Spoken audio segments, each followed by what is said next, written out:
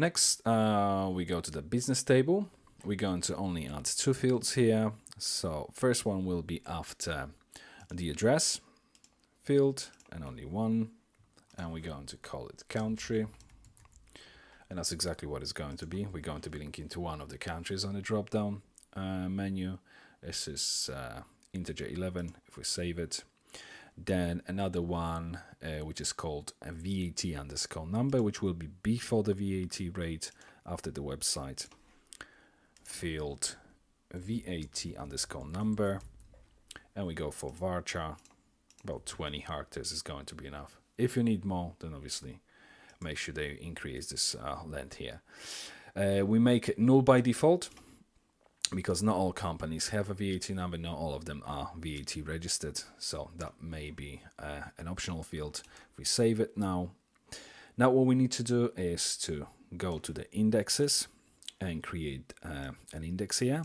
So if we create an index on one column, and that's going to be column, basically we're going to give it a name, country, and we're going to use the column country for this purpose.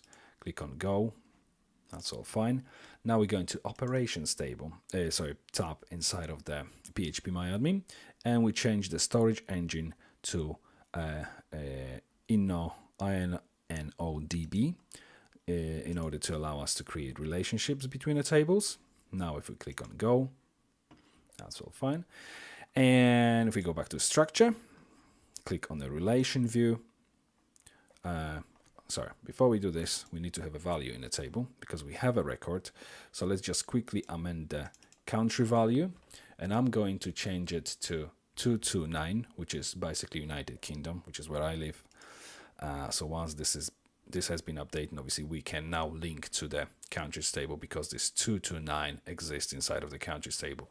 Otherwise, I wouldn't be able to create a relationship between the tables. So we have the country, we're looking for the countries table and the ID of the record.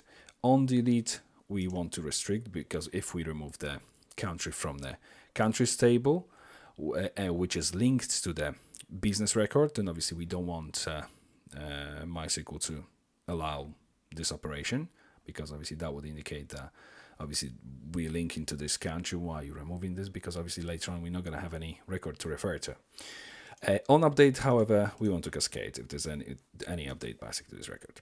So now if we save, the table is now ready, except one small thing. If we go back to the structure, VAT rate, again, we're going to change this and set the default value to null. Because again, if the company isn't VAT registered, then they won't be obviously adding VAT to the total. So let's set it to null by default. Okay, and that's everything. We can move to the next video.